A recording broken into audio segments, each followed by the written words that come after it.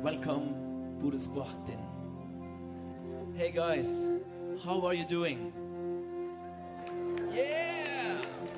Nice! I am Manne. In Northern Sami, Manne means why. And I think why is a good question. Why do we do the things we do? Why do we make the choices we make? Together with Arctic Philharmonic and Sverre Simonsen, we're going to play a couple of songs for you guys. Hope you enjoy it. This is 5 More Reasons. 5 reasons to be sad. Find the truth you may believe in. I found more reasons to be sad.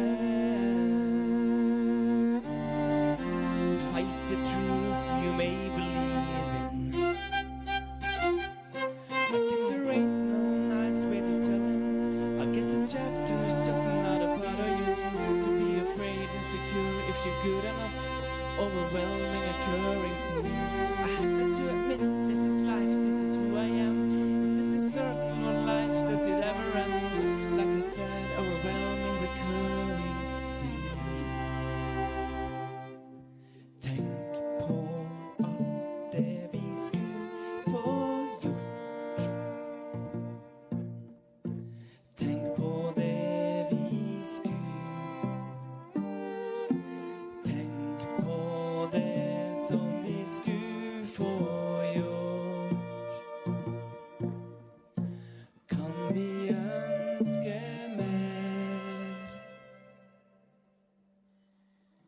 Yeah, good question. Okay, thank you. So now we had English lyrics, language. Now we had Norwegian a little bit, language. And now I think it's time for a yoik. What do you think? Yeah. For me, it has been a struggle to start yoiking. I have used more than 20 years to dare to yoik. But I think there's hope. We have to stick together. You guys, we have to stick together. This is Jörg from my home place, Gaivotna Kofjord.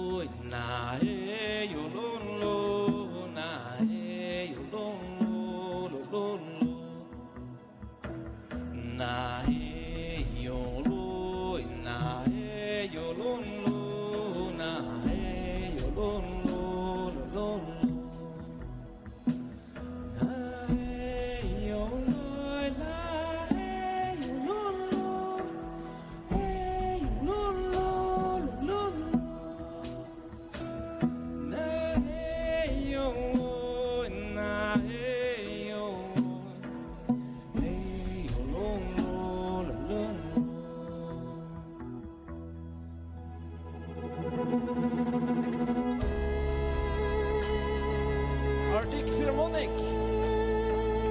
Hey,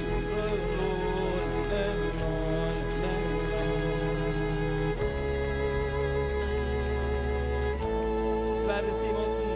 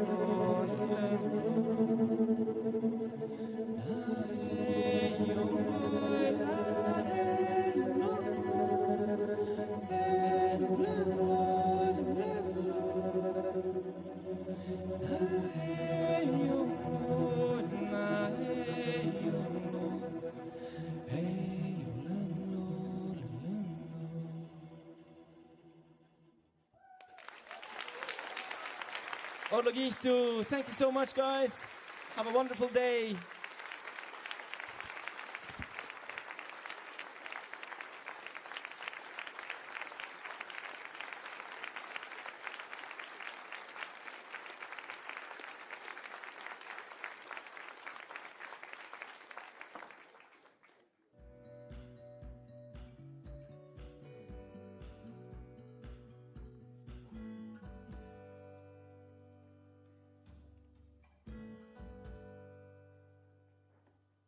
Velkommen til Tromsø og Arctic Frontiers, vår båtdel. Vi møtes her for å diskutere muligheter og dilemmaer. Klima og miljø, handel og utdanning, sikkerhet og beredskap er alle områder som er grenseoverskridende. Her i den arktiske hovedstaden så møtes vi for å løse de store utfordringene. Skaff deg nettverk, bruke tida og finn deg en ny venn. Vi er deres venner og ønsker dere velkommen hit.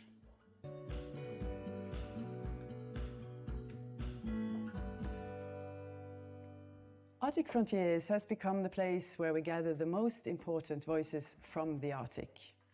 In 2025, we meet again in Tromsø under the title Beyond Borders. And yes, that might sound a bit strange in a time when the world seems to be building more walls than bridges. But that is precisely why this meeting is so crucial. With increasing geopolitical tensions and climate challenges, we really need to talk to each other. We need to share knowledge, listen to one another, and create hope for a better future. Arctic Frontiers was started 18 years ago by some truly visionary researchers and business leaders. They understood that we must bring politicians, researchers, and the business community to the same table. Because good decisions require insight, not just opinions. In the Arctic, we have always known that we depend on each other. Our extreme conditions have taught us that cooperation isn't a choice, but a necessity. We share knowledge, we build friendship across all borders. I often think of John Lennon's song, Imagine, which is about exactly this. Imagining a world where we look beyond what divides us. Let us use Arctic Frontiers 2025 to do more than just dream. Let's take action. I look forward to meeting you. Welcome.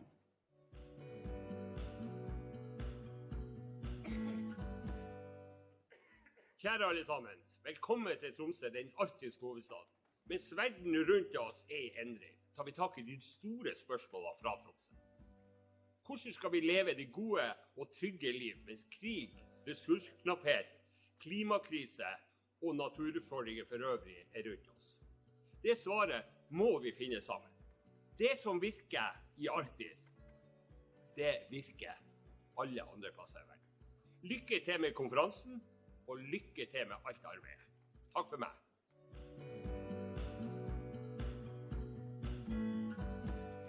Tori Spoetem, on behalf of the Sami Parliament, it is both my pleasure and honor to welcome you all to Sápmi, the homeland of the Sami people. I would, of course, also like to welcome you to the fantastic Arctic Frontiers 2025. Unfortunately, I am unable to attend the Arctic Frontiers this year. As many of you know, the Sami people live across borders in Finland, Norway, Russia, and Sweden. Therefore, this year's theme, Beyond Borders, resonates with us. We aspire to be Sami with as few obstacles as possible from national borders. Tromsø, or Romsø as it is called in the Sami language, is a Sami city and home to many Samis. However, in the past, Norwegianization and border closures have significantly impacted the Sami community in Tromsø, restricting their movement and affecting their cultural and economic practices. Therefore, I highly recommend a visit to the Tromsø Museum during your stay. The museum features exhibitions that showcase both the traditional Sami way of life and the modern experiences of being Sami today. With these words, I wish you stimulating discussions and a successful, enriching conference. Enjoy your time in Tromsø. Kiitos.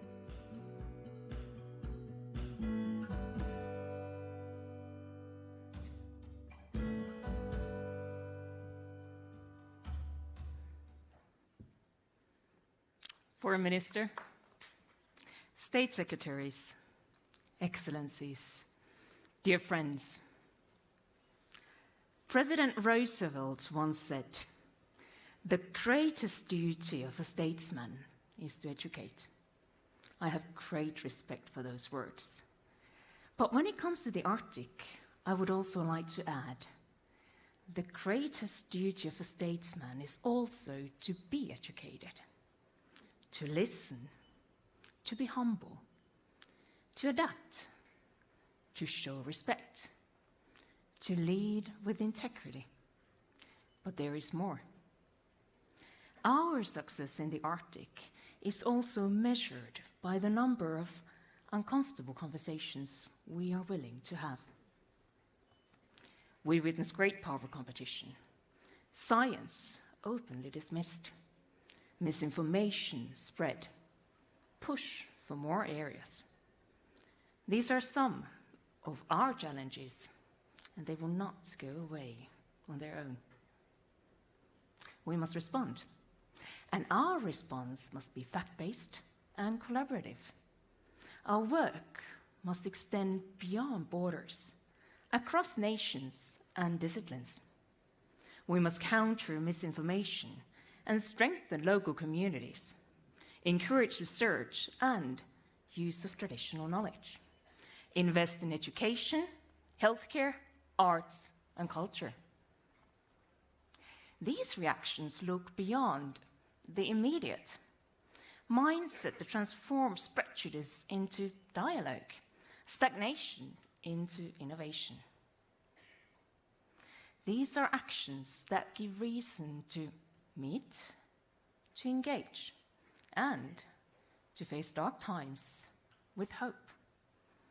So, dear friends, maybe the greatest duty of a statesman in the end is to believe. Welcome to Arctic Frontiers 2025, Beyond Borders.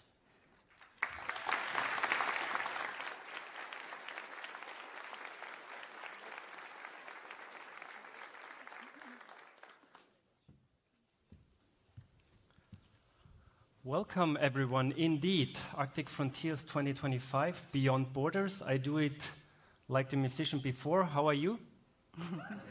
Yeah. Motivated, at least. Beyond Borders, this year's theme, as you all know, the Arctic is changing, the Arctic's geography is changing, but yet we cannot really change Arctic geography because we know who is in charge of the Arctic and who will be in charge of the Arctic in the future. For those who have been here before, you know the drill. My name is Andreas Raspotnik. I'm the host of this year's conference again, so welcome everybody here. When you see me, you know, you hear the very important information about follow the emergency signs. When you hear an alarm, there will be no drill. If there is an alarm, please leave the room. Otherwise, you can always ask questions via our app. Those questions will be directed to our moderator, who will introduce in a minute. So please be active and ask questions to our participant. And last but not least, if you miss anything important from the discussions up here, we'll also record so-called Arctic Frontiers offstage interviews afterwards, where we'll discuss some of these challenges we tackle up here with the audience in front of a camera. That having said, let me introduce the moderator of this year's Arctic Frontiers 2025 Beyond Borders, Ghida Fakhi. I hope that was correct.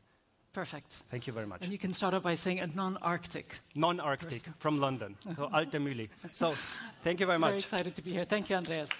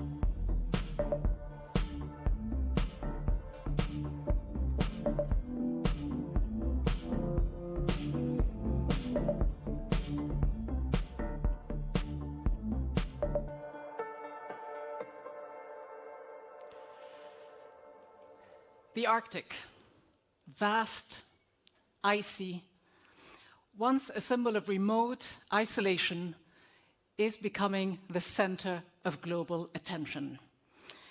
It is at a crossroads of power, of resources, and survival. As ice melts and temperatures rise, so do geopolitical, regional tensions, and ambitions in a region that is, as you all know, home to fragile ecosystems and diverse cultures. It is becoming the world's new arena for climate survival, but not just that, for power, interests, not to say competition, and resource competition as well. Caught between new promises of development and energy riches and the old lingering fears of neglect and exploitation. How does the Arctic and its peoples protect their resources while at the same time charting a new course for their future?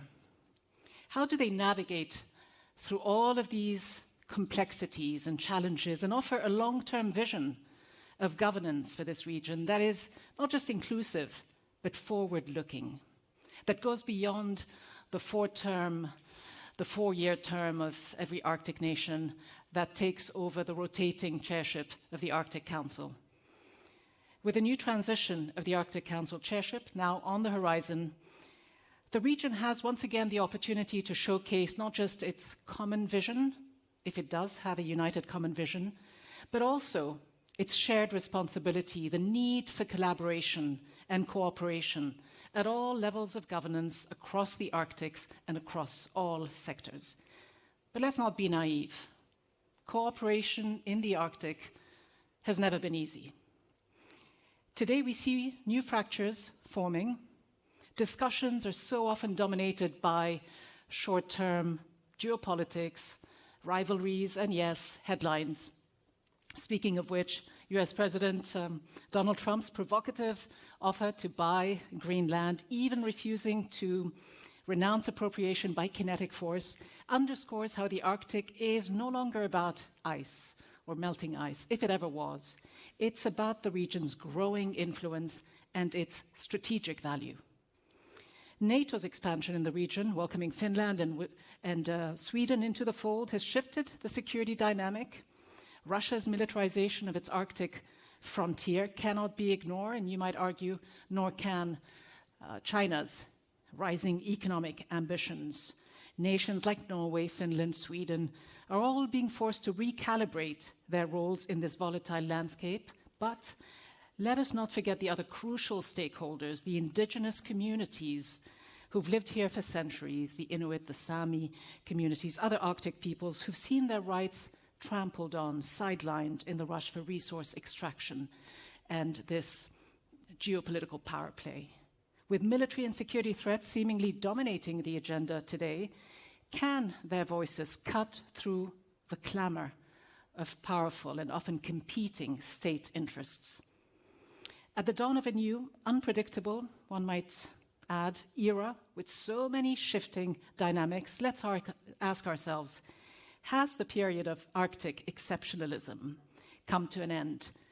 Can the Arctic ever function as it once did, as a zone of peace and a territory of dialogue?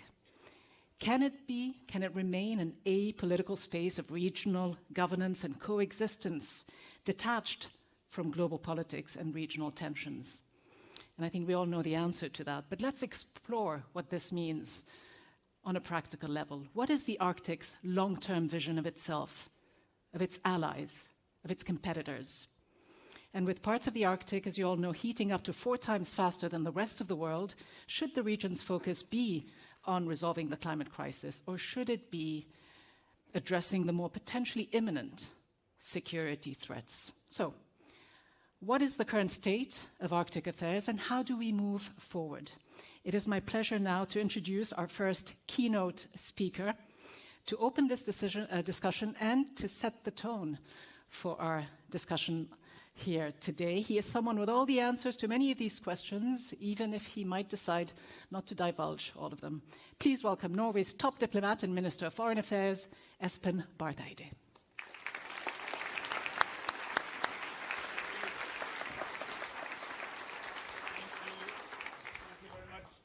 Dear Arctic friends, dear friends of the Arctic, dear Anu, it is fantastic to be here precisely at Arctic Frontiers and in Tromsø, in Romsa, which is the Arctic capital. It became the Arctic capital when it got the headquarters of the Arctic Council, and I have the honor of being the current chair of the Arctic Council. Norway holds the chairship, which Anniken decided that it was not the chairmanship, but the chairship when she was foreign minister before me, and we loyally live up to that, and preparing for the transfer of that chairship to the Kingdom of Denmark, I should say, in a couple of months. And it's been quite an interesting almost 2 years to keep the Arctic Council alive, to keep it relevant, to keep it, to have work ongoing, even if we have very demanding geopolitical challenges that emanate from outside of the Arctic, but which finally caught up with the Arctic. Because for many years we were able to shield Arctic cooperation by saying the Arctic cooperation is about Arctic issues. We know that there are problems out there are disputes out there, but let's not import them. That was actually quite successful for a long time. Now we had to calibrate that a little, but the Arctic Council is still on, which means that all the Arctic 8 members and its many observers, and I also shout out to observers who are here today, is there and it's there, alive, surviving, and preparing for an even better future for the Council. But as you said, the Arctic is getting hotter in many respects. It's heating up. It is that part of the planet where global warming goes fastest. Actually, north of Svalbard, you will find the land mass that has the, on land at least, that has the fastest relative heating, up to 4 times over the global average. So sadly, we have in our own country a laboratory for seeing the speed of change of climate change. And those of you who have had the pleasure to visit beautiful New Ålesund will have noticed that when the researchers there at the Norwegian research station, with a lot of international people working there, when they come home from their research about global change or change in the marine environment or what happens to air pollution, come back to the houses they stay in, that the kitchen floor may have broken up because these buildings were put on permafrost, and permafrost is not perma any longer, so we have to fix it, and they're all protected, so it's a costly endeavor. Just reminding us that climate change is here and real and happening. Romsa or Tromsø is in the Arctic. It's a major hub for everything Arctic, beyond also the Arctic Council. And everyone here and all of us in Norway are really happy to have the Arctic Frontiers here. And I have a particular heart for this conference, and I want to say that because 20 years ago this year, our current Prime Minister, Jonas Gahr Støre, who was then becoming the Foreign Minister, and I worked closely with him then, as I do know, we took the lead in launching the then new government declaration, stating that the northern areas is our #1 strategic priority and emphasis area in the years to come. And we maintain that statement. It's still true, and it's just becoming more and more relevant. And directly inspired from that new boost, I know from very close inside sources that the reason that the Arctic Frontiers was established was also very much a response to try to build an arena to do just that. Good news is that the determination is still there. What we also need to recognize is that the future we envisaged in 2005 did not turn out to be what we thought, because we thought we would have an opening up to a Russia that would continue to develop in our direction. Russia would, of course, always be Russia, but it will become more Western, more open to collaboration. So we looked at those of us on the Western side, the North Americans, the Icelanders, the Danes, the Finns, and the Swedes, and Norway would have more economic cooperation, more cooperation overall with Russia, and nowhere more intensely than here, because we also saw this as the future gas hub for energy production, and that these could be all connected. That future did not come. We got a different future. We were still in many ways mentally living in the long 1990s. The 1990s are definitely over. That millennia is over. We are in darker times, and we have war in Europe, and that affects us. We also have other questions that were somewhat more surprising. It was touched upon saying Greenland, and I just learned a good Sami word, which is manna. This means why. I think that's also a good reflection when we talk about the new discussion about Greenland. But I think it is incredibly important to say that in a conference whose name is Beyond Borders, that and this is really a very important, I believe, a very important insight for many years in foreign affairs and security policy, is that to go beyond borders, it's good to have borders. Because, we cooperate with each other as friends across borders because there is no question mark of where the border is. That's actually very much the premise. I can trust my neighbor, and my neighbor trusts me, because nobody argues. Let's take an easy example: Sweden, or Finland. I know where Sweden starts, and Sweden know where Norway starts, and so done with that. And then we can cooperate about everything because of that. And now we cooperate with Finland and Sweden in NATO. The Nordic. The North Nordic countries, and you'll hear more about in the next part of this panel, is now very much an emphasis area. How can northern Norway, northern Sweden, northern Finland work closer together? This is very much one of the new opportunities that we are developing in our part of the Arctic, and thank God we agree that where we are and where the borders are. Now, I say that with full respect for what we heard from the Sami parliament, that there are other dimensions of this. The Sami people are not, so focused on borders as we think, but we collectively also provide for the ability to have Sami togetherness or indigenous people togetherness across borders, and that could also be inspiration for other places, because we need to try to preserve as much as we can of a beyond borders cooperation based on a recognition of where borders are, and that goes also to put it in that way, to sort of West Arctic affairs, not only only to East Arctic affairs. And we will continue to work on that with all our friends in this broad community. You mentioned climate change. I was also touched on climate change. Climate change and geopolitics are, of course, connected because the very fact that new areas are opening up, and frankly, that's a sad thing. We like the ice. We are pro-ice. We don't want the ice to go away. But we do see that it's happening. That opens up for new exploration of resources, new sailing route, new activity, and of course, with new activity comes more interest. And very much the theme of this panel, and I'll shut up, Chair, in a second, is very much to say, how can we take with us all that we've learned over these 20-plus years in building sort of an increased emphasis, including the ambition of having high north, low tension, organized affairs, maintain the Arctic Council, use the institutions we have, base ourselves on international law, which entails everything from the respect of sovereign rights to human rights, including rights of people belonging to minorities.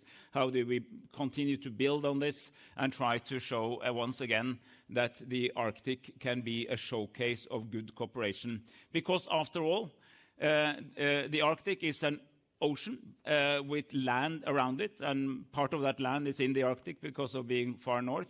It is the area that connects Europe, Asia, and America. It's the closest route between these three continents, which incidentally are the three continents with most economic growth.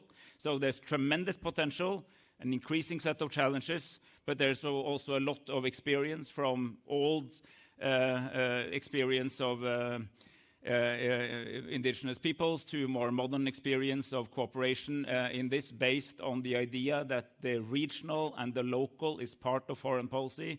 As Foreign Minister of Norway, and I think everyone who's been Foreign Minister of Norway, we have a few people around, would agree that this is really where the global, international and local meets most evidently.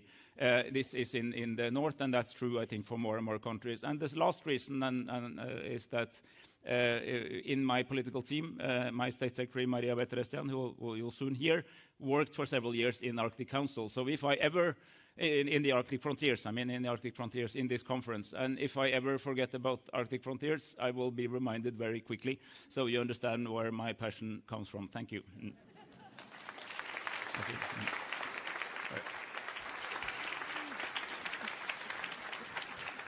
Thank you. Thank you very much indeed, Foreign Minister. So much to cover, and we will get the chance to dig a little bit deeper and touch on some of the bits that you might have left out that could have proven a little challenging to you in the last few years, a little elephant in the room named Russia. We will come to that, of course, and to so much more, and actually also put to the test this idealistic concept of collaboration. Of course, it does exist and is very strong, I think, and quite obvious to see among Nordic countries. But what is the view when you do go beyond borders and to the other Arctic region in North America? What is the view from there? How much of a common vision is there among all Arctic Council members about the challenges and the priorities moving forward? Here is the Governor-General of Canada, Mary Simon, one of the leading members of the Inuit community. She's also one of the founding members of the Arctic Council.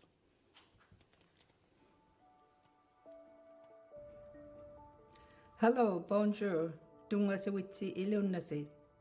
Arctic leaders and partners, I am truly sorry that I am unable to join you in person today. Arctic Frontiers has never been more relevant.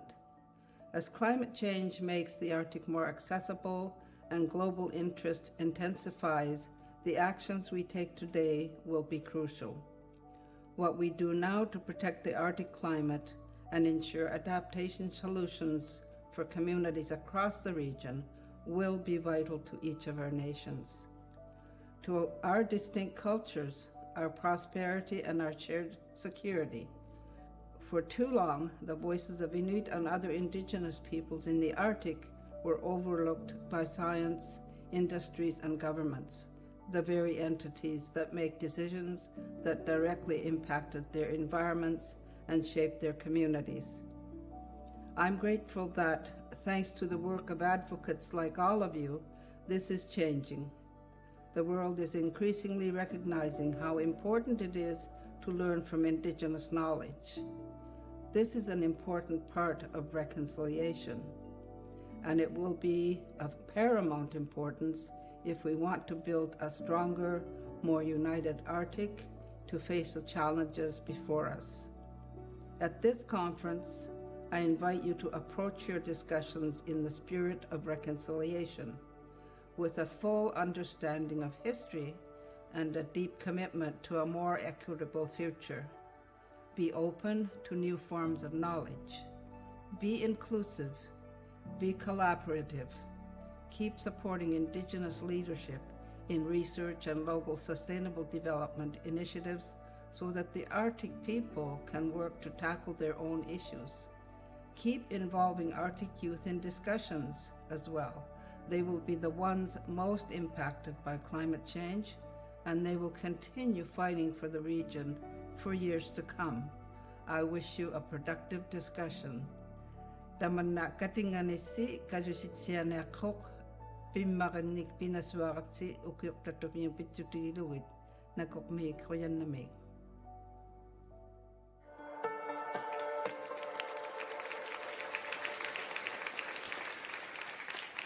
Be more inclusive, be more collaborative. These are the words of Mary Simon. The future of the Arctic will depend on it, and this is how we can all create a more equitable future. It is in that spirit that we kick off this panel discussion. It is my pleasure to invite to the stage Pat Duncan, a member of the Canadian Senate. She serves on the National Security and Intelligence Committee of Parliamentarians and the Senate's Fisheries and Oceans Committee. Welcome, Senator. And please welcome to the stage Sarah Olsvig, who is chair of the Inuit Circumpolar Council, longtime Indigenous peoples human rights defender. Welcome, Sarah Olsvig. And last but not least, Senator Lisa Murkowski, United States Senator for Alaska, who's joining us by Zoom from Washington, D.C. Senator Murkowski serves on the Senate Committee on Energy and Natural Resources. She is the founder and vice chair for the Senate Arctic Caucus. Thank you so much for joining us as well, Senator Murkowski. And perhaps I can begin this discussion with you. And shall we say, try to move one of the more intriguing bits out of the way, shall we? President Trump's renewed interest in the Arctic and Greenland, more specifically.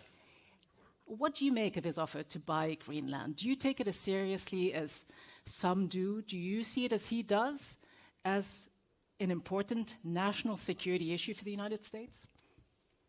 Well, thank you for the opportunity to be with you. I regret that I'm not there, but as you can imagine, things in Washington, D.C. are really popping right now in the beginning of week 2 of the second Trump administration. So a lot going on. But this discussion today surrounding the Arctic and Arctic partnerships and collaboration is one that is too key to miss. So thank you for allowing me to participate in this manner. So Greenland, we know that President Trump comes from a real estate background. There is a phrase that is used particularly with real estate entrepreneurs. It's location, location, location. Well, if you look at Greenland, there could not be a more strategic location when you think of not only from a security perspective, but the other assets that Greenland brings to the table in terms of resources, shipping. Greenland has always been a strategic location, but has not necessarily been recognized as such. And those of us from Arctic nations know that oftentimes the Arctic is viewed as the last place that people would go to, kind of out of sight, out of mind, locked in ice.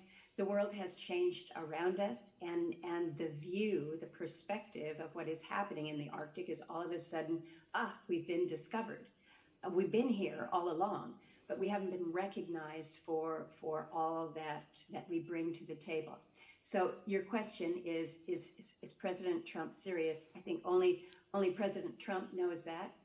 He floated this idea in his first administration. I think it was kind of laughed off then as a joke, but I will suggest to you that there are more in this new administration that are looking at this very seriously.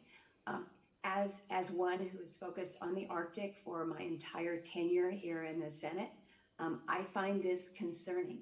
I have said repeatedly that Greenland should be viewed as an ally, not as an asset, not as something to take over. Your conference entitled Beyond Borders, we need to be thinking about the future of the Arctic and not viewing it as a way or an avenue to redraw borders, but to encourage us to work harder to cross those borders. So there is much that is being discussed at this moment, but I think it's key for us here in the United States to recognize the sovereignty of the Greenlandic people, to recognize the autonomy that they have. We can do more from a strategic perspective to work with them on security issues. We've been doing this since World War II with what was Thule Air Force Station and is now Pitovik Space Station. We can continue that security relationship. We can continue the economic ties in trade.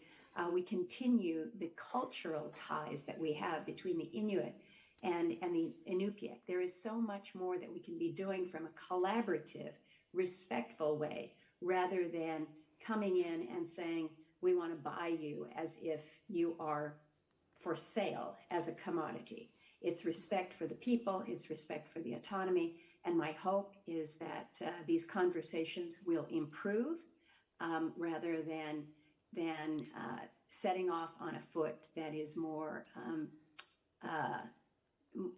combative. You mentioned the rhetoric that is more combative. The U.S. under Trump.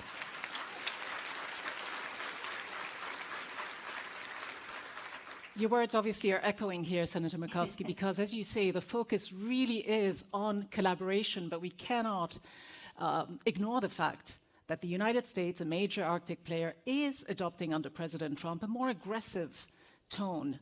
And whether it's meant tongue-in-cheek or not, whether he really intends to buy Greenland or seize it, whichever way he can, we do not know. But does it reinforce this notion of a colonial mindset, an imperial mindset towards the Arctic, particularly the indigenous people that you mentioned, that you have spent so much of your life speaking up for? Well, unfortunately, I think that it does. And that does not, in my view, bode well for the United States and our intentions. When you hear about the discussion of Greenland and the opportunities that it presents from a security perspective, from a resource perspective, there is very little, if any, mention of the people that live there. And granted, we recognize that Greenland is small in population, some 56,000 people, but that does not mean that the people are to be ignored, that the people are to be shoved to the side. We have unfortunately seen that in too many areas. We've seen that in the Arctic. Whether it is the concerns that the Sami have had to navigate, the Alaska Native peoples, the Indigenous people from Canada. This is not in today's world how we show respect or acknowledgement of the Indigenous peoples who have survived there for thousands and thousands of years. So I do worry about the rhetoric. I am in my role working to address some of the issues that are presented as a consequence of this. We have a new Secretary of State. He's new to Arctic issues, and I've suggested to him that this is going to be a very significant priority coming up as we deal again with issues related to our new NATO members, but approaching our relationships in the Arctic should be done in a manner and a way that is respectful to those who live there. And if we want to talk about different relationships, if we want to talk about different collaborative initiatives, we have to do it with respect to the people who live there, and also to the role that Denmark plays. So how we do it and how we engage is going to be important. I wish that I could tell you that I had some degree of control or leverage over the rhetoric that is coming out of the White House, but it is a new day in Washington, D.C., and it has been. I think we've seen it demonstrated that it's not just Greenland. My friend Pat at the other end of the aisle there, Canada has been suggested that they could be the 51st state. I don't believe that either. Senator, I'll stop you there because you took the words out of my mouth, Senator. So, Senator Pat Duncan, I mean, it is also interesting times in U.S.-Canadian relations. I'm not going to ask you how you'd feel about becoming the 51st state of the United States, but how do you recalibrate your approach given this reality? How concerned are you? How much do you share Senator Murkowski's vision and concerns? First and foremost, I would like to express my thanks to Senator Murkowski for her comments. Alaska and the Yukon, we've been neighbors, we've been friends, our families go beyond borders. And we have worked together on a number of issues. And that's not to say, as any family, we have our disputes and discussions that require sitting down at the table and working out solutions. But I think Senator Murkowski's point about respectful relationships is something that in the Yukon we have worked very, very hard at. And overall in Canada, if I might just talk a little bit about our country, we have, I think I must remind everyone that Canada is a very, very large country, and it's a very young country in comparison. We're a work in progress in many respects with our relationships and in our governance. We have 13 jurisdictions, and each of them have a different relationship with the First Nations people, the Indigenous people, the Inuit, the Métis that exist in Canada. In the Yukon, we have 14 First Nations. We have reached what we call a land claim agreement, which the original document was entitled Together Today for Our Children Tomorrow. And it speaks of the approach to reaching agreements with Yukon's First Nations people. So we've reached agreement with 11 of the 14. And what that's established is a government-to-government relationship with the territorial government and a government-to-government-to-government relationship with Canada. Canada, of course, has responsibility for foreign affairs and national security. And the territorial government has responsibility for education and healthcare and so on. So the central government, the Canadian government, has worked collaboratively with the non-central governments, so First Nation governments, in the case of the Yukon and other territories, and worked collaboratively with other governments, other levels of government, non-central governments, to develop a foreign policy that was released in December of 2024. And it's a significant document that addresses a number of the issues that are being discussed over the course of this conference. Let me ask you, Senator Duncan, about the changing security landscape. How do you view the challenges there? I mean, Canada has made it clear that there will be no business as usual with Russia in the Arctic Council. But how do you see the competition, shall we say? The growing interest from both Russia, obviously, which is an Arctic player with 50% or more of the Arctic landmass, but from China as well, a non-Arctic state that is extremely interested in playing a bigger role. I mean, how much of a challenge does it present to you, and how do you recalibrate that security role for yourselves? Well, first and foremost, let's talk about Russia for a moment. We need to remember that and cannot speak about Russia without speaking about Ukraine and the situation in Ukraine. Canada has the largest diaspora of Ukrainian citizens anywhere else in the world that have relocated. There is significant support for Ukrainian people, and we have, in my own territory of the Yukon, we have supported not only in the donations and support for people individually, we have, Yukon citizens have adopted a hospital, have bought an ambulance, and taken it over to that hospital to support the people in the illegal invasion in Ukraine. So in terms of Russia, they are no longer at the Arctic Council, and Canada's view is that the ball lies in the court of Russia to... How long can they be shut out? Can there be an Arctic Council in the long term without Russia? The Arctic Council is incredibly important, and it's collaboration, and it cannot tolerate this illegal invasion of Ukraine. The way to resolve it is in Russia's court at the moment.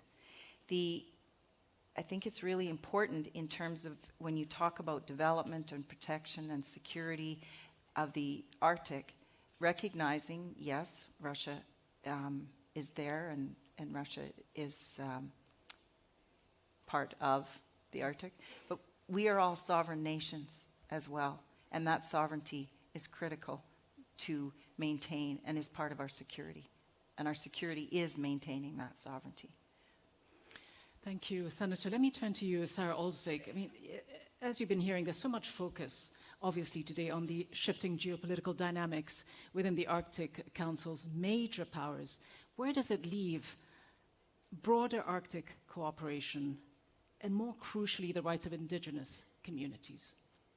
Well, first of all, thank you for welcoming us here in Sápmi in Tromsø in Norway. And I want to start by commending the Norwegian chairship of the Arctic Council. The ship is indeed still afloat and sailing, and it is doing so with all Arctic states on board and the 6 Indigenous peoples organizations. And that is an incredible achievement. Yes, it is.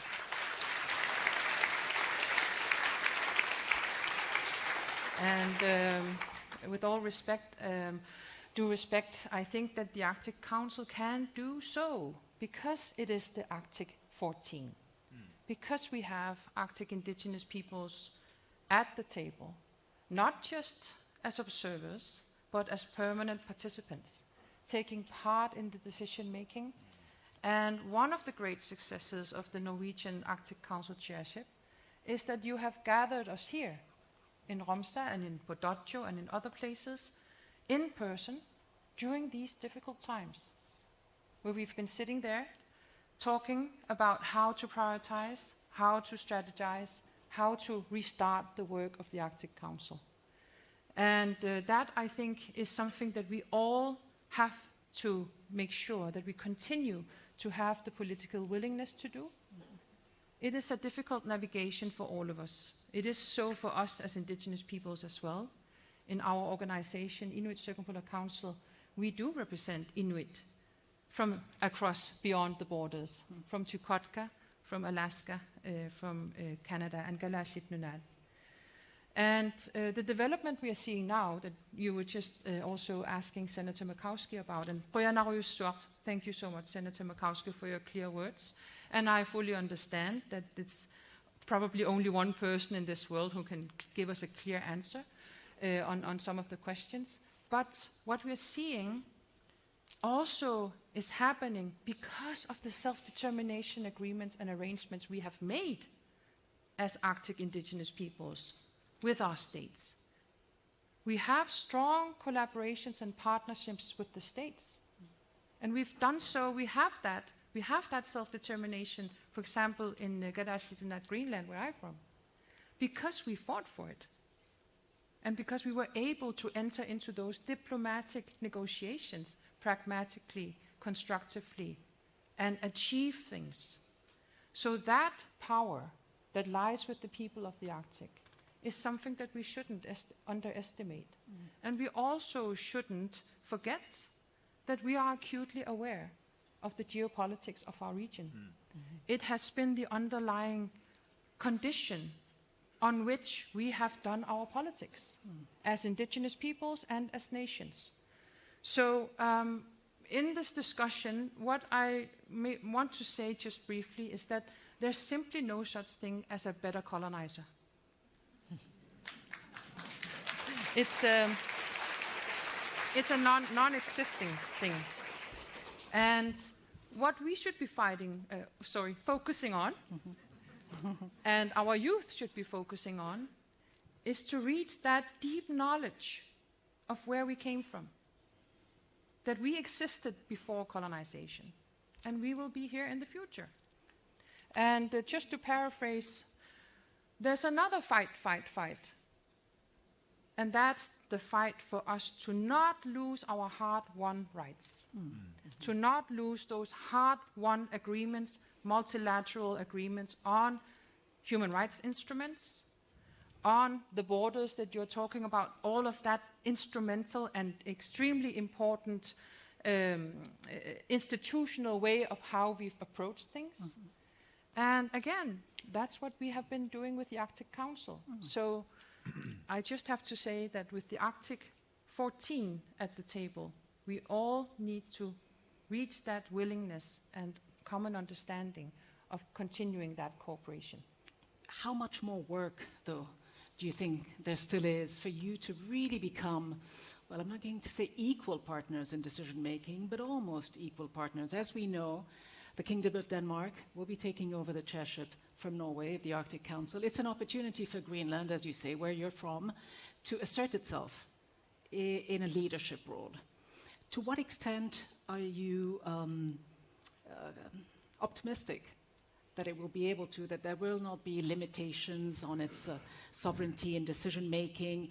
And I do want to mention what I learned speaking to you a little bit earlier, that you are researching as part of your PhD thesis the relationship between Greenland and the United States. Yes. So I wonder what you think on that one. And I'll finally say one thing that struck me from a statement that your Inuit Circumpolar Council issued just yesterday. You mentioned a couple of things, but there's a few lines that were interesting if you could also expand on those. You say we are past the days of typical colonial attitudes of superiority. Are we? Well, we have to take the point of departure that we are. And what I want to say to the youth who are here is that those rights, the inherent right of self-determination, was not granted to us by states.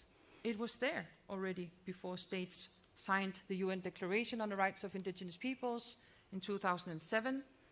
It is an approach to how to understand our today, to look back at that inherentness of being and living and not just surviving, but thriving in the Arctic. Think about it, how we were able to survive in the, what you call the ice desert, is our infrastructure. Yes, we love the ice.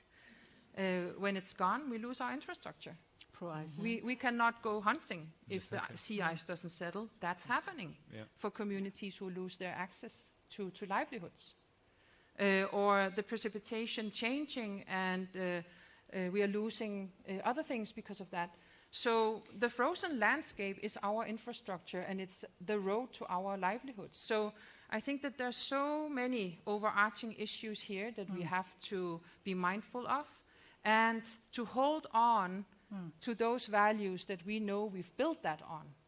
And I can only hope that the future ahead will continue to be a future where those who are sitting around the table can find their political willingness to do that in that small room we call the Arctic Council, and in that cooperation we have across the circumpolar world, where every state border, maybe except from Iceland, but they are good friends, we like Iceland, but except from Iceland, you look at the map of where indigenous peoples live, we all live across those state borders. We bind together the Arctic. And that, as a reason, must be one of the main reasons for our peoples and states to come together and continue working together.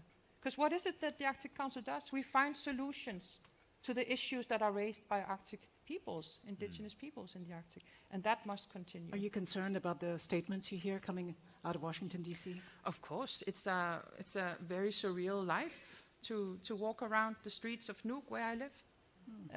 How have people reacted? Well, I mean, there's many different reactions, but I think we are beyond the time where we giggle and we laugh of it, most of us at least. And I think that the realization of the very, very delicate line and balance between greater empowerment and losing the hard-won rights is very real, and we are acutely aware of that. So this is where we look to allies, not just in terms of states, but on those values, in terms of understanding and knowing that the cooperation we've built in the Arctic is unique. Yeah. It is still exceptional in the way that it's done. It's unique. Is it today, Foreign Minister, too dependent on the security sphere? That was beautifully put. And let me first say to Lisa that it's so great to see you and thank you for being with us. Normally, I would be sorry you were not here, but I'm actually very comforted that you're in Washington. Please stay there because we need your voice of reason around, and perfectly fine then you're online. But on Greenland. In September, Melanie Joly, the Canadian Foreign Minister, invited us Nordic Foreign Ministers to Iqaluit, which is the capital of Nunavut, which is one of the Inuit-dominated northern regions of Canada. And the Kingdom of Denmark came there with the Foreign Minister Lars Løkke Rasmussen, with Inuit Greenland representatives and with Faroe Islands representatives in a joint delegation. This was long before the current conversations with President Trump. And those were some really interesting meetings because they really demonstrated that we were talking about sort of hard security, presence of other states in the neighborhood, submarines and so on, but also very much with the local government, the Nunavut premier, who is obviously Inuit descent. Very interesting conversations that we could follow between him and his people and the Greenlanders who were there, who could, by the way, speak in the same language, obviously, and also down to the dimension of the ownership of land and the experience and the responsibilities we share with the people who lived in this place in the first. So I say that because there was already a conversation going that took into account these new security challenges, but they tried to reconcile that with everything you spoke about. So if Donald Trump thought he kind of discovered that Greenland is interesting, I mean, we knew that already. And there was a conversation on the way trying to put it into very sort of Arctic Council-ish type of affair. So I very much agree with you. And it is, I don't want to see that the geopolitics take away that emphasis on the indigenous populations. Rather, on the contrary, it actually helps us to have these multiple dimensions of, yes, states with recognized borders, which is a good starting point for cooperation between governments, capitals, but also the cross-cutting nature of cultural links and economic links among the people who live there. But perhaps my question very briefly, Foreign Minister, isn't the over-focus and emphasis on the security dimension taking away from what the indigenous communities across the Arctic might like to see you invest in? And let me just also squeeze in a final question here to you that I'm reading from the audience's questions. If and when Russia and Ukraine come to a settlement, to an agreement, to end the conflict, will Russia be welcomed back to the Arctic Council? Yes or no? But Russia is in the Arctic Council. It hasn't left. So it is a member, but we do not... It's currently shut out. It's on pause. Well, I mean, we do not meet at ministerial level, for instance. We are meeting, so that we have senior Arctic officials, we have working groups. We play this at the lower level in order, because we don't want... What we did not want to do as chairship is to have a meeting of 7, not 8. Remember when you had the group of 7, and then they became a group of 8, and then they became 7 again. We want to have Russia in. But at the same time, we're not going to deal with Russia if it was normal right now. So this has been very instrumental, and as was said, many of the working groups, much of the indigenous people cooperation continues because it's below the threshold of what we do not want to do in the Arctic Council. So, of course, I look forward to a future where we can have normal relations to Russia. That depends very much on how Russia behave in the years after Ukraine has won the war. I forgot to answer you.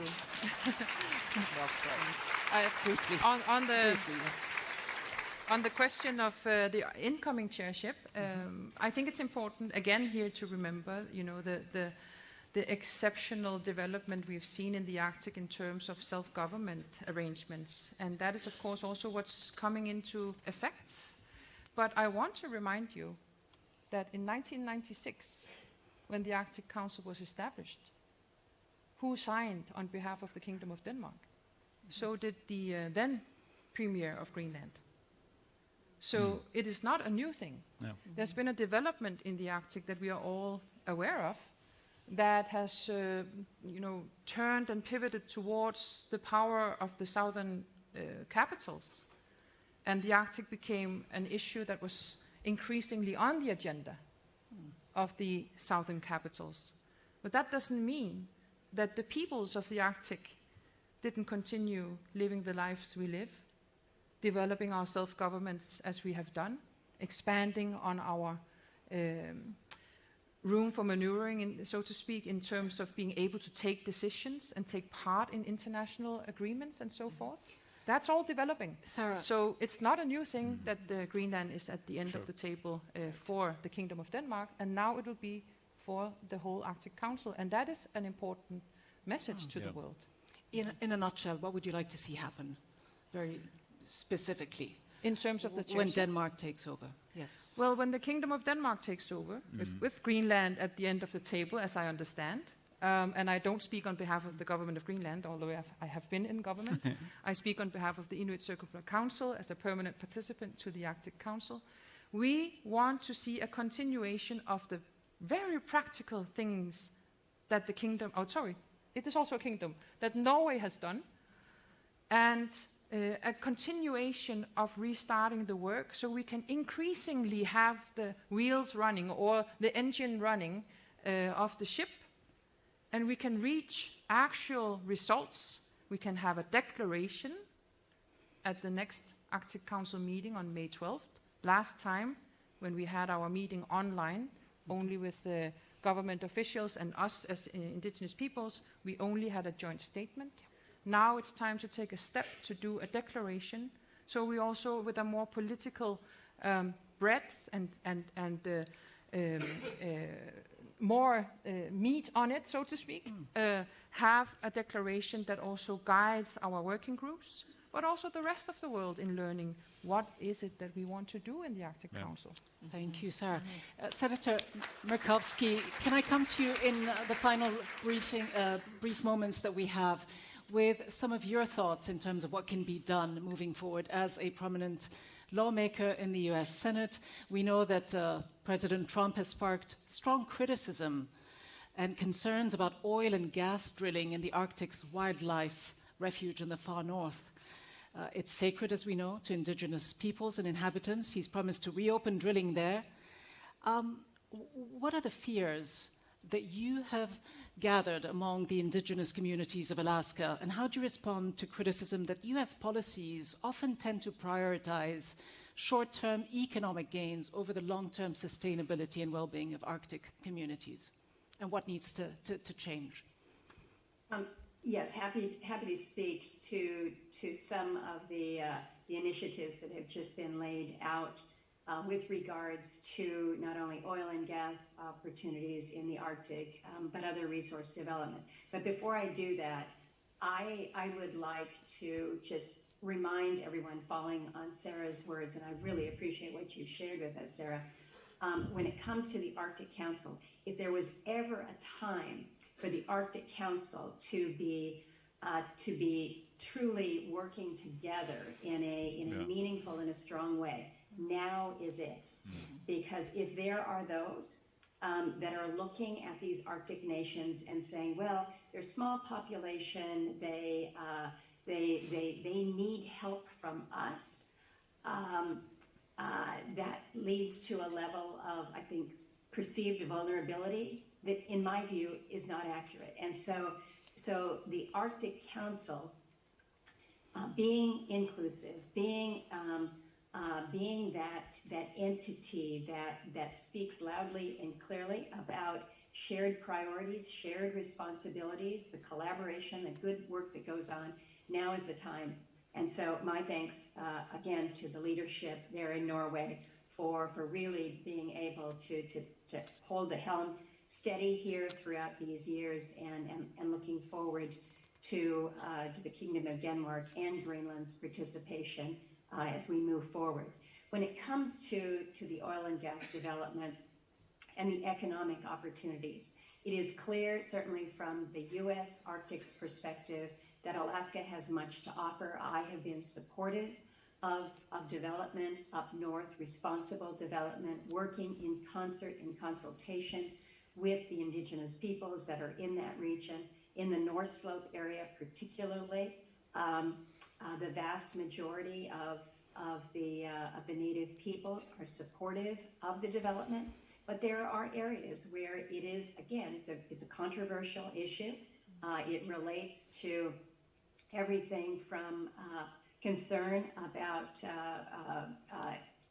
increased warming, but also the impacts to subsistence and caribou. So these are very real dynamics that we deal with, but we also recognize that when we are responsibly accessing our resources to provide not only for the benefit of those of us in the United States, but our friends and allies, we are in a better position, not just economically, but when it comes to concern for the environment, instead of getting this resource from nations like Venezuela or Iran, where it's not only in environmental degradation that you will see, but the practices of development, of extractive development on the local people within the region.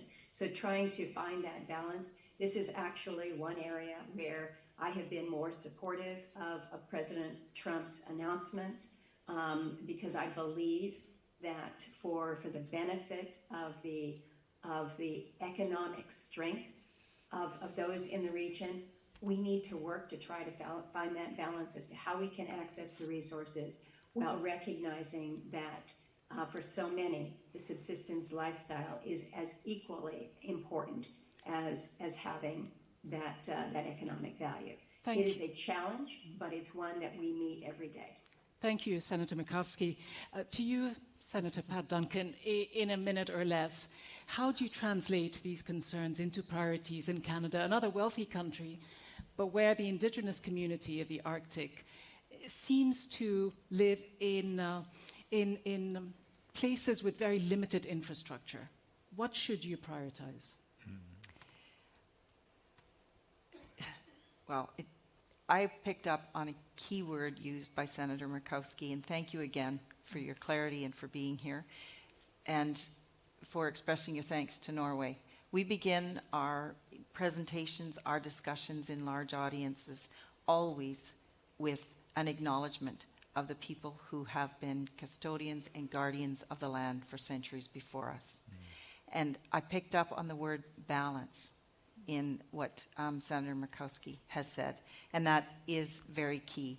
And Canada's balance in all things, and inclusivity as well. Canada's Arctic foreign policy was developed not solely by Ottawa, not solely by Washington, not by the central governments in your areas as well. Canada's Arctic foreign policy was developed with First Nations, with provincial, with territorial governments. And you referenced meetings with premiers. That's incredibly important. And that is a keynote when it comes to development of resources, or indicating there are some areas, some situations we will not develop. The world is looking at the north for critical minerals, not solely oil and gas resources, but they cannot be developed without working together as governments, all of us together, and finding the balance that is right for the people who live there.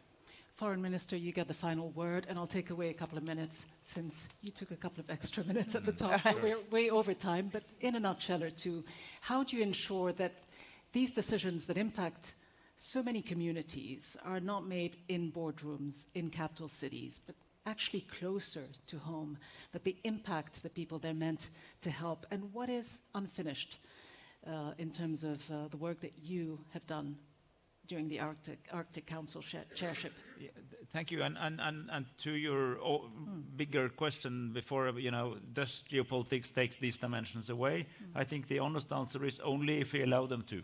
That's up to us, the rest of us. The chair of the Kingdom of Denmark will take over as chair, and in the way was just described. So we will insist that that should not happen. It is integral to what the Arctic cooperation is, the Arctic Council as such, but also the type of organization that we want in our societies. But this is very much a political choice, from capital, but also from local communities, indigenous communities, and local governments, to actually remind ourselves that this is not an add-on, it's not an afterthought, not something you think of when all the other decisions are made, but it's integral to decision-making and ownership, and that builds strong societies. And to have a strong, I think and that's my last point, one of the biggest problems in the world now is this polarization. It's an extreme degree of polarization, which unfortunately America has been a forerunner of, but it's happening elsewhere. The way to adapt that is to actively anti-polarize, is actively to dialogue, to talk to each other, to recognize. And the way we recognize people who lived there before, for instance, is sort of just, it's a nice thing to say, but it's also, they recognize that there are many perspectives to everything. So if we can use our Arctic cooperation to keep it that way, it's a good start. If there was one more thing that you haven't done during your chairship? I mean, I think this goal we set for these 2 years was to keep the organization alive, to get some work back. That's more or less the ambition level, and we delivered on that. And now we look forward to handing over to the Kingdom of Denmark. And interestingly, our dear friends in the Kingdom of Denmark will now be simultaneously Arctic chair, EU presidency, member at the Security Council, and also chairing the Nordic Baltic group. So I wouldn't have picked a battle with that one. All right, interesting times. Thank you very much indeed to all of our panelists. Thank you, Senator. Thank you, Foreign Minister. Thank you, Sarah. Thank you, Senator Murkowski. Thank you for joining so much us. for your work. Thank you. Well done. Thank you all very much indeed. Thank you. Thank you, Foreign Minister. All right, and now it's up to me to catch up and make up for the time that we've taken. But a fascinating discussion with so many issues brought up and so many key challenges and opportunities that we can explore in our next panel. We've got about 25 minutes for that. But before we begin, let's just listen to some of the thoughts and ideas that have come out of a Youth Emerging Arctic conference, or not? Are we not going to that just yet? We are. Let's go to that clip, if we can, and see what the young people in the Arctic think needs to happen. What kind of future do you want for your child, grandchild, and future generations to come? We want a healthy Arctic. Achieving a healthy Arctic is about 1. Collaboration, 2. Sustainable infrastructure, and 3. Long-term planning. Co-production of knowledge means embracing indigenous and local knowledge with scientific research. To build strong planning, action, and future safety and security measures. How will we share this responsibility and prioritize cooperation over competition? Investment in infrastructure can serve both local needs and national interests. How will we make decisions based on values, not just economic interests? The Arctic necessitates long-term commitments over short-sighted political decisions. How can we ensure that decisions are based on a shared long-term vision? We can choose how to create the future. It will not end with us. And how will it start with you? So you just heard it, a healthy Arctic very much depends on collaboration, infrastructure, long-term planning. So how do we prioritize cooperation over competition? Let me invite to the stage, without any further ado, Pasi Rajala, our first panelist, State Secretary to the Minister for Foreign Affairs and Minister for Defence of Finland.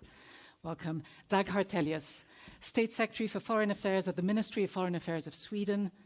Maria Varteresian, State Secretary to the Minister of Foreign Affairs of Norway. And last but not least, Runar Myrnes-Balto, Member of the Governing Council of the Sami Parliament in Norway.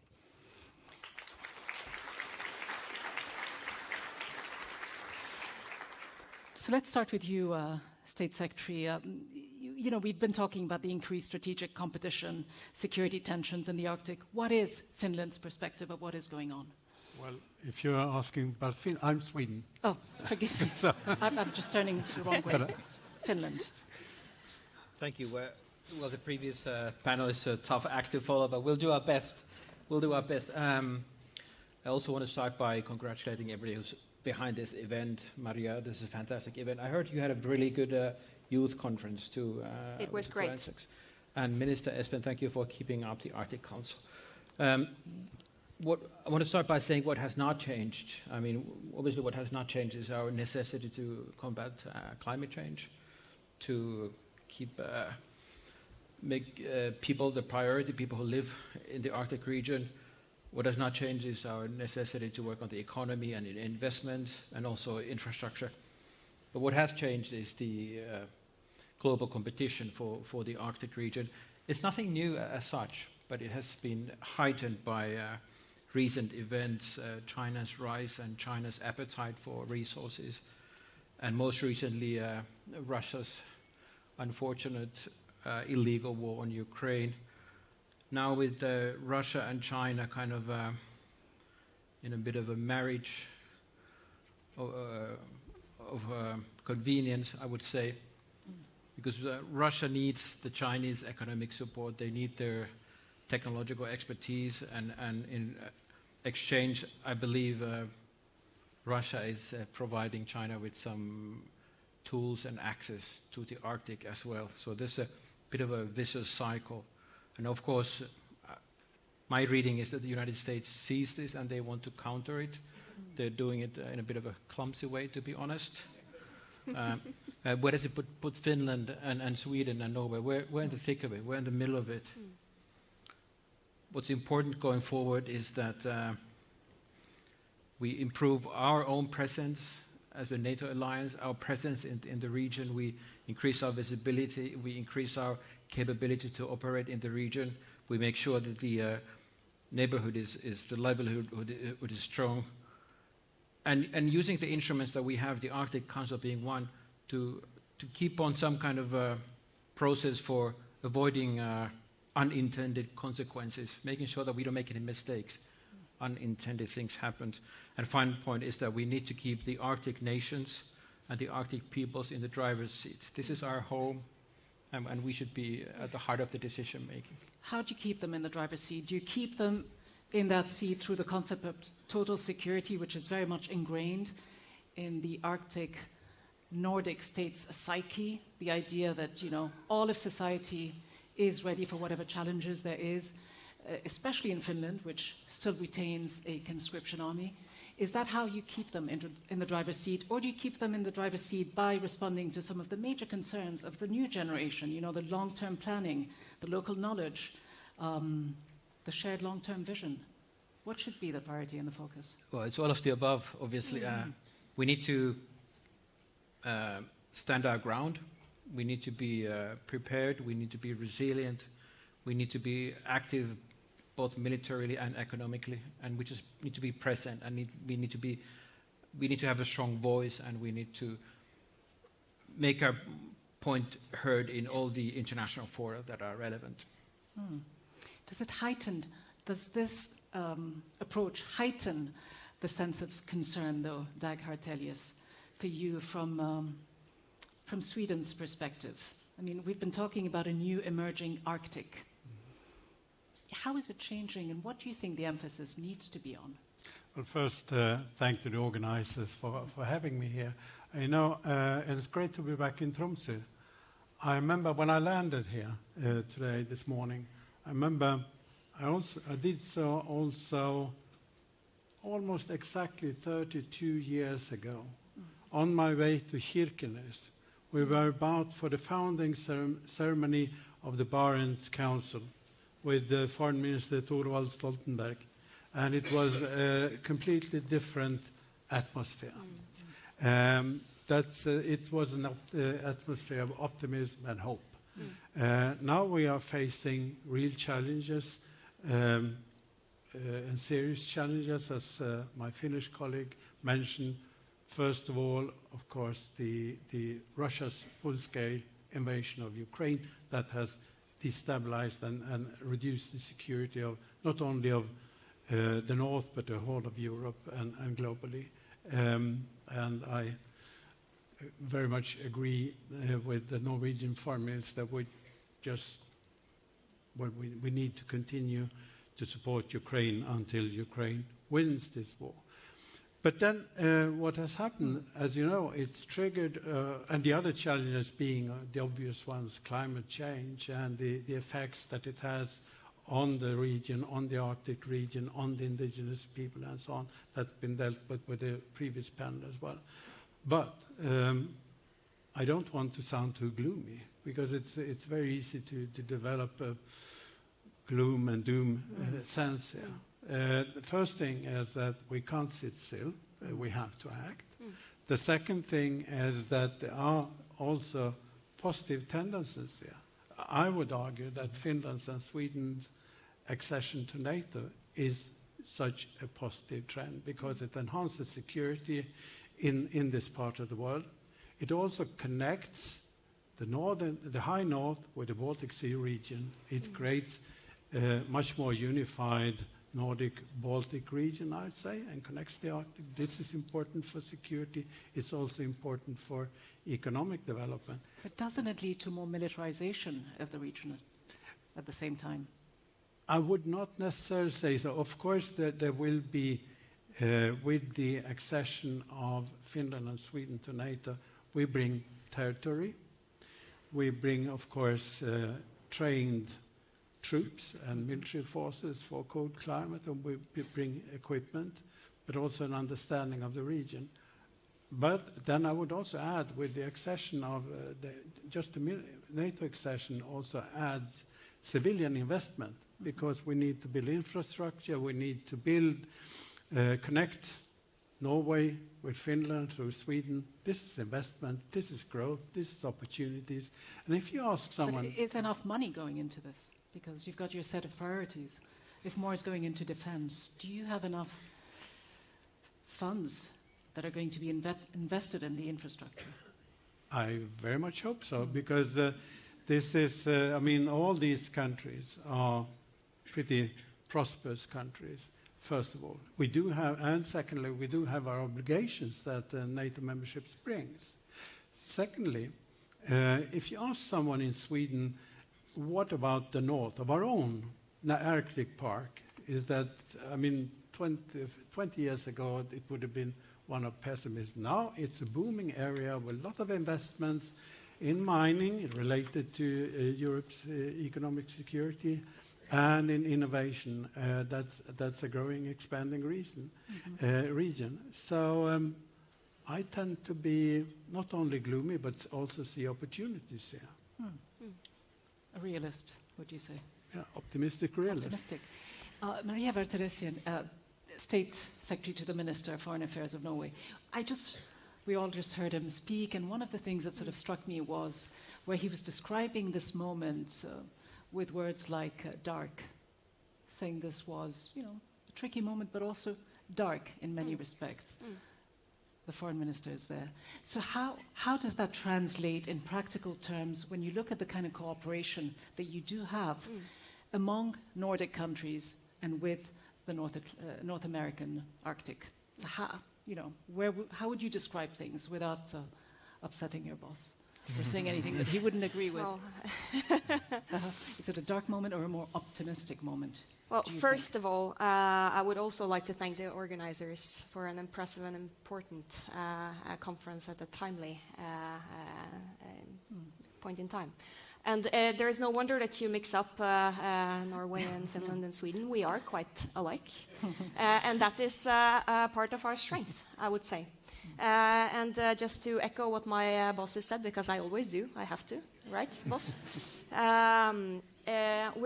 We are living quite dark geopolitical times, and to build a bridge to what Dag was saying when he referred to when he flew to Tromsø, through Tromsø to Kirkenes 32 years ago. Well, if we look 35 years ago, after the fall of the Berlin Wall, what we're seeing now, we're in the reverse 1989 moment. where everything that followed after the fall of the Berlin Wall, the trust in the multilateral system, optimism, growth in democracy, well, all of that is reversing. But what is that really creating?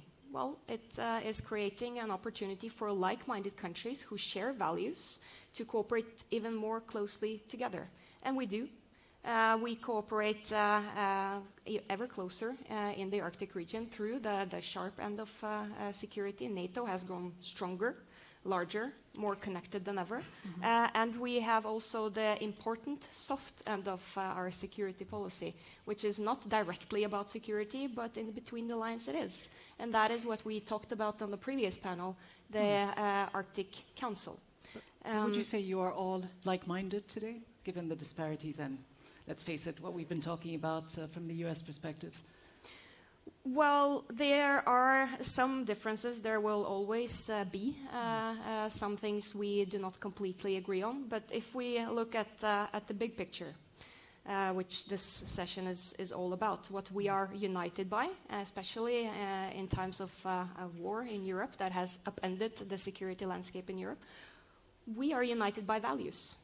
Respect for international law, democracy, human rights, that is what unites us. And all countries, particularly in the Nordic, in the Baltic, in Europe, are small if they're standing alone. But now we have many more reasons to work ever closer together, which we do, and which I'm very happy to have good friends such as Pasi and Dag to talk closely about. You mentioned respect for international law, but these days we hear much more about the quote-unquote rules-based order, which doesn't always go hand in hand with international law, but it does follow the interests, the vested interests of many of the world's, democracies. How does this rules-based order concept today play out in the Arctic, in the geopolitics, when you look at the smaller nations like Norway competing or working with the larger nations, whether it's the United States or Canada? Well, to speak for Norway, our place in the world really is defined by the fact that we have managed to cooperate within the framework of a multilateral system, which has given us predictability. And once again, all countries are small if they're standing alone, and that is good. Then it's good to have predictability through what you can call rules-based, I would call multilateral, with the respect for human rights, democracy, and the predictability that gives, which levels the playing field between the smallest and the largest country, as long as we're in the same value club. And that is the most important thing. And once again, we have a burning platform to cooperate even more closely together in this time of deglobalization, it's time of regionalization, where regions matter more, and what we do in our regions mattering even more. How we stand up for core values uniting us, well, that is what makes even a small country quite large. You mentioned several important things, the core values, the unity, the being part of a club. Runar Myrnes Balto, as a member of the Governing Council of the Sami Parliament in Norway, to what extent do you relate with what you have just heard? In other words, we know that indigenous communities have long complained and complained about the lack of representation, meaningful representation in decision-making. They've argued for greater representation in decisions that are made about, resources, the use of land, and so on. Do you feel that the current Arctic Council structure today, its framework, truly empowers indigenous voices, or are they still being overshadowed by state interests, no matter what we hear and what government officials tell us? First, I just had an input in terms of what we can call the region. We could always choose to call it Sápmi, which is what we call it in the Sami society.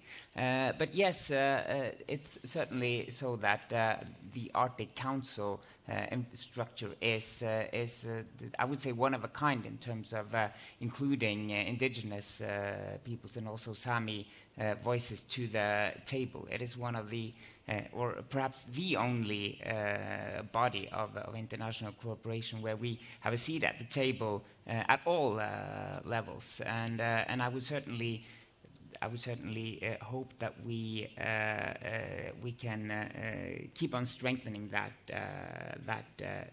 cooperation. And I would also echo the commendment of the Norwegian chairmanship. The period that we've had, where we have seen that Norway has also put indigenous issues at the core of the work that they have done. So if you were to change anything, what would you change? Well, when we're talking about the big issues and how we are part of decision making in our region, there are, of course, many things that could be better. And I think that basically what we wish to, from a Sami point of view, is to be seen as part of the solution on many issues. And I would like to bring up one example, and it's one that relates to the traditional knowledge that we've been talking about here already today. You know that very recently the IPBES recognized Sami traditional sustainability and indigenous food systems as essential solutions to the biodiversity crisis on a global scale. And practices such as reindeer herding and sustainable fishing exemplify how humans can coexist with nature while maintaining a balance between resource use and ecological integrity. So this is a breakthrough at the international level. But the paradox is that even though I would say Norway as a state is very good on talking and working for indigenous rights on a global scale, it is another issue when it comes to implementing it on a national scale. And of course, we can have many examples as well. Give us one. Well, one example is the question of the electrification of the Melkøya NTG plant in Finnmark, where we have. You know, there was a decision this last year to electrify this plant, and it was without an impact assessment, and it was without the consultations with the Sami parliament, which we believe, or our state, our view is that this is against the law, the consultations law in Norway, which we are very happy to have, and that is why we have from the Sami Parliament in Norway unfortunately had to make the decision to make a lawsuit against the Norwegian state. So even though Norway is very good at an international level in terms of advocating for indigenous rights, our view is that it's not always that case on a national level. Maria, your response? It's important to respect the rights of indigenous people. They must and shall and are respected. And the fact that the Norwegian government was taken to the court and lost the court case on Fosen is a clear example of that. And in terms of consultation, well, of course, there has to be consultation, but there has to be also an honest approach among all of us. As we're talking about geopolitics, but the other driver of increased attention towards the Arctic region is climate change, which has been addressed from this very stage in several ways. And we have to find solutions for that. And if there were easy solutions, we would have already found them and implemented them. But the fact that we haven't means that there is a conflict of interest, and well, it's up to us who have power in different ways to find those solutions together. But in order to do that, we need to have dialogue and trust. And I think that there is a lot that we have learned from the past, and we can do better together. But the willingness to do so, well, we have to have it.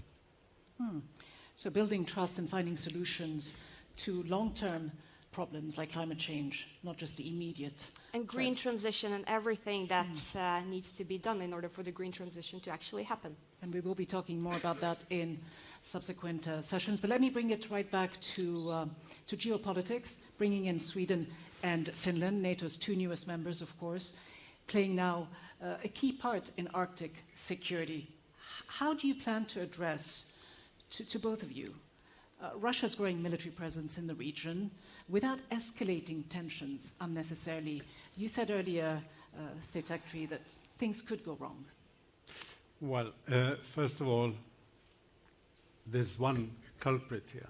There's one culprit, there's one behind the deteriorated security situation in the region, and that's Russia. Russia is the perpetrator, first of all. It will have to, we will have to deal with Russia and address Russia. NATO is a defense alliance. NATO is providing security and not increased militarization or threat. What Russia will do one day, it has lost the war in Ukraine. We will see what kind of Russia will emerge. For now, I think it's very difficult to foresee, even in the medium term, any normal relationship with Russia. We've lost confidence in Russia. We've lost trust in Russia. So I don't think that this will be a short-term situation. But on the other hand, as was mentioned, it has also galvanized the rest of us in the Nordic-Baltic region, not least, and in America.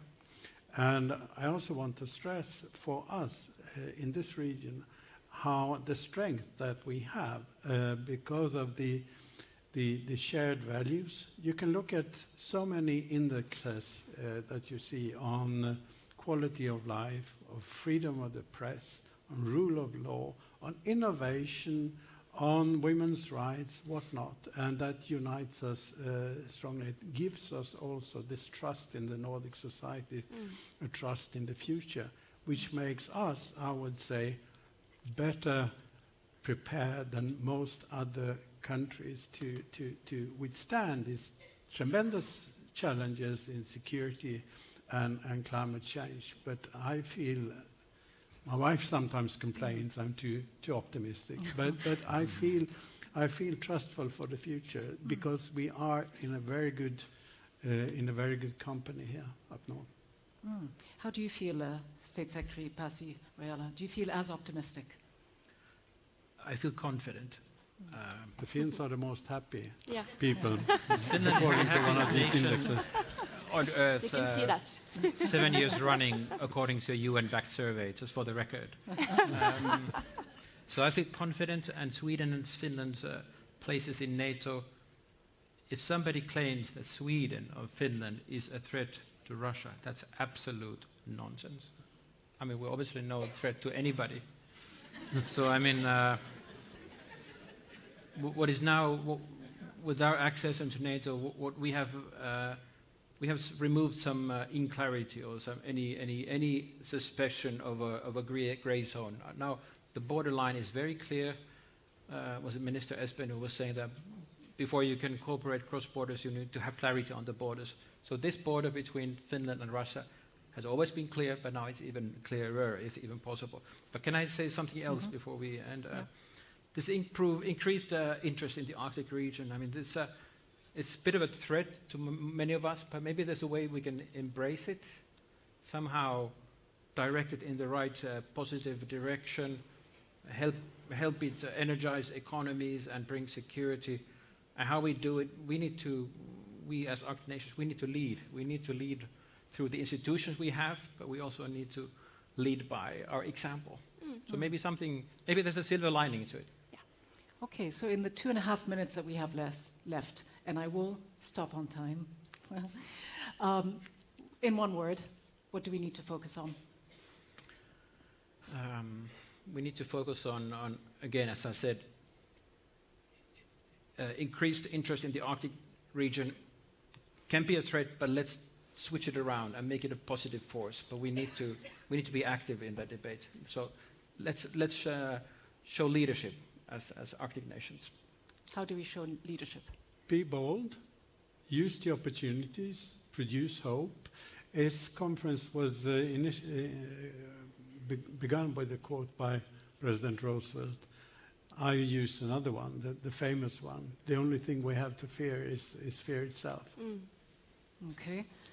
To you, in a nutshell. Yeah, I would like to end on just saying that we, as the Sami Parliament in Norway, we are not naive in terms of the dramatically shifting geopolitical realities that we have, and I would just like to stress that we also see the need for defense and security in our regions, and also in terms of military activity.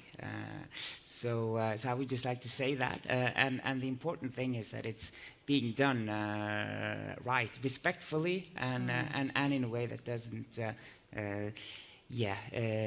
destroy the nature around us. So we definitely invite cooperation for that. And I would also like to echo the need that I've heard the last few days for the establishment of an officer education in northern Norway, where that could truly use Sami knowledge also in the military structures. So much that can be said about using and utilizing local knowledge. And we heard the whole list of priorities that the emerging leaders mentioned at the beginning, right? The collaboration, the planning, the infrastructure, the shared vision, the values. So last words to you. How do you strike that balance between the need for enhanced security and the need to preserve and respect values and cultures across borders? One word: trust. And the reason to that is that the time we're living in is defined by some megatrends that stand out more than others. The three largest can be summed up on the letter C. That is conflict, competition, and climate. And to combat that, we need to use the Nordic gold, which Karen Ellemann has spoken so often about, and that is trust. A rare commodity these days. A rare something commodity, we need to focus indeed. on. Thank you very much indeed to all of our panelists. Thank you for a fascinating conversation. Let me invite Andreas to join me on stage. Andreas, Thank you very much, Rita, for guiding us through that very complex discussion here. What I remembered was all about location, location, location. That is also important for you. We meet in half an hour here in this very location again to talk about strategies on how to foster regional capacities in the Arctic. So remember to be here in half an hour and continue the discussion out there. The location is narrow, but it's here. Thank you. Thank you.